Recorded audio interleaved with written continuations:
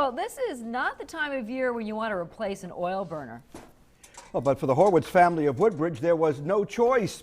Their burner started leaking and then it died completely last night. Yeah, News 12 Connecticut's Roger Stern is on Oak Hill Lane, where the house has been without heat while plumbers work to install a new boiler. Roger?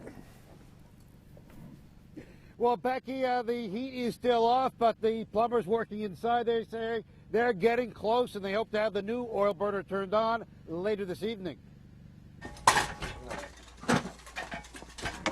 It couldn't have happened in July or August. No, this oil burner just had to break during the coldest week we've had this year. Homeowner called us that they had a problem with their boiler. It was leaking. And it kept getting worse. We found ourselves emptying pans of water either every hour or every 45 minutes, every 30 minutes, and by the time we got to last night, it was about every 15 minutes. So the choice we had was either to keep the furnace on and have flooding in the basement, or to turn the furnace off with it being 12 degrees outside. It was about 50 degrees inside, and there was no way of avoiding it. I was hoping I could do anything to keep the house warm. I actually took a piece of my wife's gum and tried to stick it on there, and that didn't solve the leak. And so the workers from Steve Basso Plumbing, Heating, and Air Conditioning arrived with a brand new boiler to replace the one that was leaking. If you're having a problem heating your house, it's going to be exacerbated. It's going to run longer. So if you had a small problem, it's going to be a big problem. It hasn't been fun, but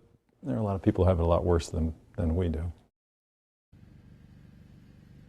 Well, experts say the best way of making sure that your oil burner keeps running in the winter is to have yearly inspections by a plumber before it gets cold, though that didn't make a difference here because they say this oil burner was defective.